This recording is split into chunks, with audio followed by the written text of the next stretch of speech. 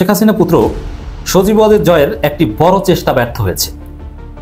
এই যে আনসার লীগ যে নাশকতার চেষ্টা করেছিল, সেটা যে নেপথ্যে আওয়ামী লীগই ছিল এটা স্পষ্ট, এবং সজীব ওয়াজেদ জয় নিজে এর পরিকল্পনাকারী বলেই মনে হচ্ছে। আমাদের এই সন্দেহ আরও বেশি স্পষ্ট হয়েছে সজীব ওয়াজেদ জয়ের কিছু ফেসবুক পোস্টের মাধ্যমে। এটা এক্সিকিউট করেছে আনসারের সাবেক এক ডিজির মাধ্যমে। এই আন্দোলনে হয়তোবা এই সজীব ওয়াজেদ জয়ের কোনো হাত আছে। এই সজীব ওয়াজেদ জয় হয়তো পিছনের কোনো কলকাঠি নাড়ছে, সেই হয়তো তাদেরকে লেলিয়ে দিয়েছে প্রতি বিপ্লব করার জন্য, সেই হয়তো তাদেরকে লেলিয়ে দিয়েছে এই সরকার যাতে সঠিকভাবে রাষ্ট্র পরিচালনা না করতে পারে, এই সরকার যাতে বিতর্কিত হতে পারে, সেই হয়তো পিছন থেকে কলকাঠি নেড়েছে বলে আমার কাছে মনে হয়। তাদেরকে ছেড়ে দিল কে রাস্তায়? এটাও কিন্তু আমাদের প্রশ্ন। আমাদের এই জিনিসগুলো সবারই একটু করে জানা দরকার যে এই মুহূর্তে তাদেরকে একটি নতুন সরকার তাদের সামনে আন্দোলনের জন্য কে ঠেলে দিল, কারা ঠেলে দিল এদেরকে? আমার মনে হচ্ছে এখানেও ঘোলা পানিতে মাছ শিকারের মতো উঠে পড়ে লেগেছে। সচিবালয়ের সামনে আনসারদের সাথে আনসারদের উপরে আর কি শেখ হাসিনা ভর করেছিল। ডক্টর ইউনূসকে সরিয়ে দিয়ে তারপরে শেখ হাসিনা আবারও ক্ষমতায় বসবে। এতদিন শেখ হাসিনার যে চোর বাটপাড়া বাংলাদেশকে চুরি করে রিজার্ভ সব শূন্য করে দিয়েছে, তারা আবারও নতুন করে ক্ষমতায় আসার স্বপ্ন দেখছে। আনসার বাহিনী কোনো দরকারই নাই ভাই। যে আনসার বাহিনী আজকে জাতীয়করণ করার লেগে আন্দোলন করছে, এরা জাতির সাথে দুশ্মনী করছে, তাদের এই চাকরি কোনো থাকার দরকার নাই। এই বঞ্চিত লীগরা 15 বছর কই ছিল? 3 সপ্তাহ আগে কোথায় ছিল? তাদের যে মহান দেশনেত্রী লক্ষণ সেনের মতো পালিয়ে চলে গেল, তার পতনের আগ পর্যন্ত এই দাবি দাওয়াগুলো মনে আসে নাই কেন? বন্দুকের নলের মুখে সরকার টিকতে পারে নাই, সুতরাং এই গ্রুপ সেই গ্রুপ ভাবছেন যে সরকারকে অস্থিতিশীল করবেন। ডক্টর মোহাম্মদ ইউনূস, আপনারা জানেন যে প্রধান উপদেষ্টা ত্রাণ তহবিলে তিনি ওই ফটোশুট করার জন্য আপনি 5 কোটি টাকা দিয়ে ছবি তুলবেন, ওইটা আবার বিক্রি করবেন, এইটা তিনি অ্যালাউ করেন নাই। সীমান্তে বেড়া নির্মাণ নিয়ে ভারত বাংলাদেশের উত্তেজনা ছড়িয়েছে। ভারতীয় গণমাধ্যম বলছে শনিবার ভারতীয় কর্মকর্তারা জানান তারা একটি ক্যাটল ফেন্স তৈরি করতে চাইছিল এবং বাংলাদেশের সীমান্তরক্ষীরা তাতে বাধা দিয়েছে। অতি দ্রুত সশস্ত্র বাহিনী থেকে, সিভিল প্রশাসন থেকে আপনারা এই সকল বিশেষ শিকড়গুলো উপড়ে ফেলুন যত দ্রুত সম্ভব। এর জন্য প্রয়োজন একটা আলাদা শক্তিশালী কমিটি গঠন করুন। কারা তাদেরকে পাঠিয়েছেন, কারা তাদের হোতা, এবং কি তাদের দাবি, আনসারদের কি অবদান দেশের জন্য, কেনই বা আমরা এই আনসারদেরকে লালন পালন করব। দর্শক, বাংলাদেশের বর্তমান পরিস্থিতি এবং প্রেক্ষাপট অনুযায়ী বেশ কিছু গুরুত্বপূর্ণ ভিডিও আপনাদের সামনে উপস্থাপন করতে হাজির হয়েছি। দর্শক, যার কিছুটা অংশবিশেষ ভিডিও শুরুতেই দেখেছেন।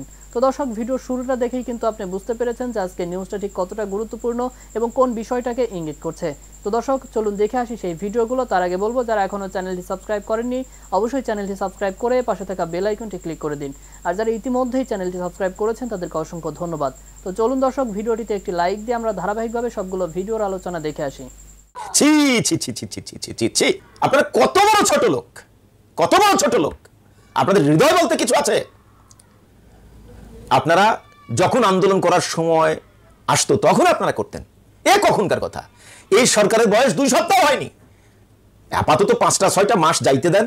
এই সরকার যে 3 মাসের জন্য এসেছে বিষয়টা তো এরকম না। তাদেরকে একটু দাঁড়াইতে দেন, এরপর আপনি আসেন, আমরা আপনাদের পাশে থাকতাম।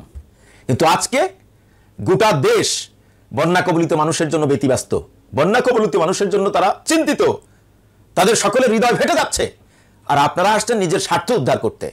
কত বড় ছোট লোক আপনারা!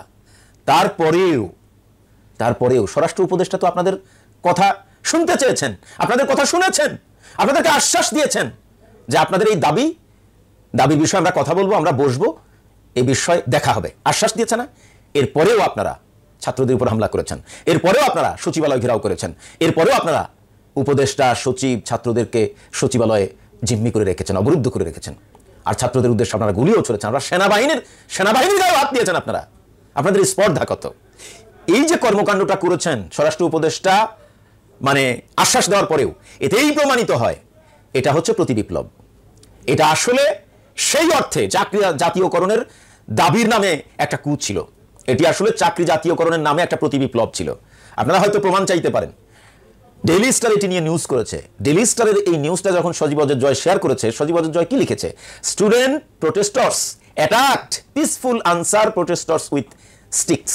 আচ্ছা বলুন তো, আনসার প্রোটেস্টাররা কি পিসফুল প্রোটেস্ট করেছে? উইথ স্টিক্স, কথা বোঝেন? হাতে লাঠি সহ তারা নাকি পিসফুল প্রোটেস্ট করেছে। তারা ছাত্রদের উপর আক্রমণ করে নাই, তারা সচিবালয়ে ঢুকে পড়ে নাই। এটা কি পিসফুল?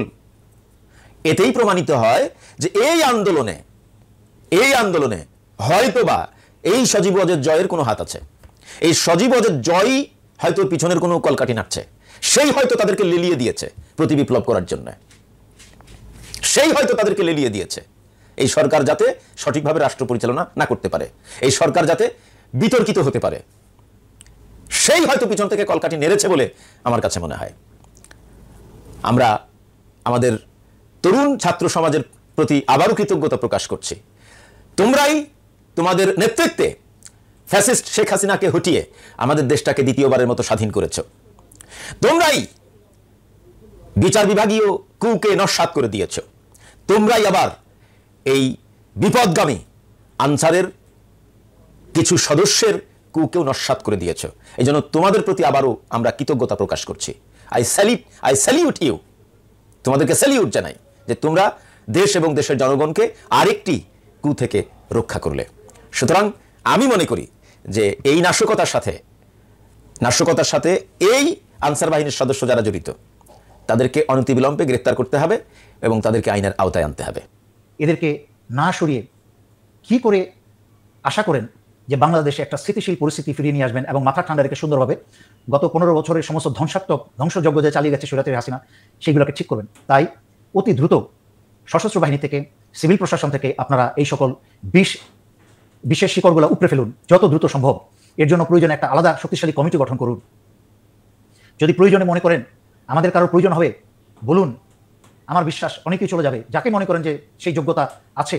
কারণ কাজ কিন্তু অনেক কাজ। আমি স্বৈরাচারী শেখ হাসিনার পড়ার আগে থেকে 4 বছর ধরে বলছি যে স্বৈরাচারী শেখ হাসিনার পতনের পরে সর্বপ্রথম কাজ অন্যান্য কাজের পাশাপাশি প্যারালালি চলতে হবে, যেটা হচ্ছে একটা কমিটি করে সারা বাংলাদেশে গত 15 বছর সশস্ত্র বাহিনীতে, পুলিশে, আনসার বিডিবিতে এবং প্রশাসনে যত লোক প্রবেশ করানো হয়েছে তাদের প্রয়োজনে তাদের ডিএনএ পরীক্ষা করে কাদের সাথে আওয়ামী লীগের সম্পৃক্ততা আছে এবং ভারতের সম্পৃক্ততা আছে এদেরকে বেছে বের করে তালিকা করে, মানে গুরুত্বের তালিকা, priority number 1, priority number 2, priority number 3, যে কাদেরকে প্রায়োরিটি 1 এর লিস্টে কাদেরকে থাকতে হবে। যেমন যাদের নাম বললাম, এই জেনারেল মুজিব, জেনারেল আমিনুল হক, জেনারেল মামুন ইত্যাদি আরও অনেকেই আছে।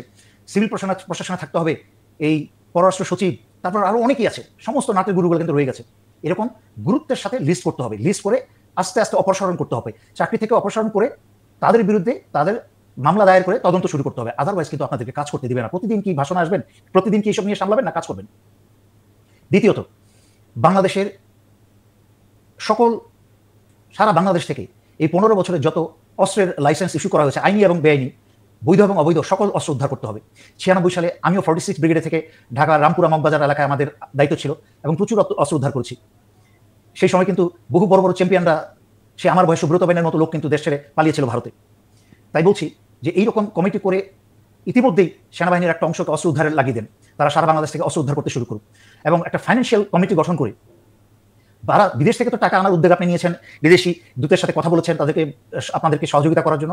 একই সাথে দেশের ভিতরে যেই পরিমাণ অর্থ স্বৈরাচারী শেখ হাসিনা নিজে দেখছেন, বিভিন্ন সচিবের বাসা থেকে, বিভিন্ন আওয়ামী লীগের বাসা থেকে শত কোটি টাকা বেরোচ্ছে, এরকম আরও হাজার কোটি টাকা বাংলাদেশের মাটি দিয়ে রয়ে গেছে।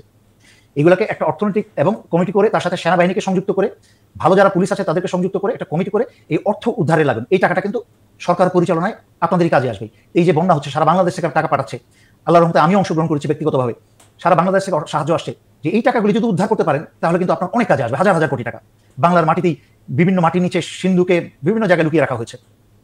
তারপরে আওয়ামী লীগের সমস্ত ব্যাংক অ্যাকাউন্ট এদের ফ্রিজ করে দেন, কনফিসকেট করে দেন। এদের সমস্ত টাকা পয়সা, টাকার আয়ের উৎস দেখাতে না পারলে এই টাকা সরকারের অধীনে নিয়ে, এটা জনগণের টাকা, এইটাকে নিয়ে কাজে লাগান। আচ্ছা, তারপরে গুরুত্বপূর্ণ বিষয় চলে যাচ্ছি, তা হচ্ছে স্বৈরাচারী শেখ হাসিনা গত 15 বছর পুলিশকে এবং র্যাবকে ভারী এবং অত্যাধুনিক মিলিটারি গ্রেডের অস্ত্র দিয়ে সজ্জিত করেছিল সশস্ত্র বাহিনীর একটা বিকল্প বাহিনী হিসাবে তৈরি করার জন্য। কারণ সে বাংলাদেশে এসেছিল সশস্ত্র বাহিনীকে ধ্বংস করতে এবং বাংলাদেশকে ধ্বংস করে ভারতের হাতে তুলে দিতে। আল্লাহর রহমতে এই বিপ্লবী ছাত্র জনতার রক্ত এবং তাদের সাহস, তাদের সময় মতো তারা মাঠে নেমে আজকে এই স্বৈরাচারী সরকারের পতন ঘটিয়েছে। আর নয়তো কিন্তু ভারতের হাতে তুলে দেওয়া আর সামান্য সময়ের ব্যাপার ছিল, ইতিমধ্যে সব চুক্তি করে ফেলেছিল। তাই বলছি যে আপনারা দয়া করে সমস্ত পুলিশের কাছ থেকে, এই যে পুলিশকে যেসব ভারী অস্ত্র দিয়েছে, আমরা এই বিপ্লবী ছাত্র জনতার আন্দোলনের সময় দেখেছি যে পুলিশের গায়ে বুলেট প্রুফ জ্যাকেট এবং হাতে AK-47 7.62 mm চাইনিজ রাইফেল। আমার কথা হচ্ছে পুলিশ তো হওয়া উচিত একটা সার্ভিস বেসড অর্গানাইজেশন, যেখানে জনতার সেবা করবে। সেখানে এত অত্যাধুনিক মিলিটারি গ্রেডের যে অস্ত্র ব্যবহার হওয়ার কথা যুদ্ধে, বাংলাদেশে কোনো বহিঃশত্রু যদি আক্রমণ করে সেই যুদ্ধে ব্যবহার করা হওয়ার কথা যেসব অস্ত্র, সেই সকল অস্ত্র জনতাকে সার্ভিস দেবে, জনগণকে সার্ভিস দেবে, সেরকম একটা বাহিনীর হাতে কেন থাকবে? কোনো যুক্তি থাকতে পারে? কোনো যুক্তি থাকতে পারে না, এর কোনো যুক্তি হতে পারে না। তাই অতি দ্রুত ফেজ বাই ফেজ পুলিশ থেকে, র্যাব থেকে সকল অত্যাধুনিক সামরিক অস্ত্র সরিয়ে নিয়ে তাদের হাতে সেই সকল অস্ত্র দেওয়া হোক যা আভ্যন্তরীণ আইন শৃঙ্খলা রক্ষা করার জন্য প্রয়োজন। ন্যূনতম কি বলে এটাকে, ন্যূনতম লিথাল বা যেটা একদম সর্বনিম্ন শক্তি প্রয়োগের যেটা ক্ষমতা আছে, এইরকম অস্ত্র যেন তাদের হাতে দেওয়া হয়। বাকি মিলিটারি গ্রেডের সকল অস্ত্র সশস্ত্র বাহিনীর কাছে হস্তান্তর করা হোক এবং সশস্ত্র বাহিনী সেটাকে আর্মি, নেভি, এয়ারফোর্সের মাঝখানে বিতরণ করে দিক, যেন দেশের স্বাধীনতা এবং সার্বভৌমত্ব রক্ষায় সেটা কাজে লাগাতে পারে। কঠিন কথা বললেন আমাদের দুই তরুণ উপদেষ্টা নাহিদ এবং মাহমুদ। আমরা নাহিদের বক্তব্যটি ইত্তেফাক থেকে তুলে ধরছি আপনাদের সামনে। আনসারদের সচিবালয় ঘেরাও ষড়যন্ত্রের অংশ, জড়িতদের আইনের আওতায় আনা হবে, জড়িত কাউকে ছাড় দেওয়া হবে না, সবাইকে আইনের আওতায় আনা হবে। দাবি দাওয়া পূরণের আশ্বাস দেওয়ার পরেও আনসাররা সচিবালয়ের মতো গুরুত্বপূর্ণ জায়গা অবরুদ্ধ করে রাখে উল্লেখ করে এর সঙ্গে জড়িতদের আইনের আওতায় আনা হবে বলে জানিয়েছেন অন্তর্বর্তী সরকারের উপদেষ্টা নাহিদ ইসলাম। প্রিয় দর্শক, এখানে কোনো ছাড় নাই। কেন ছাড় নাই?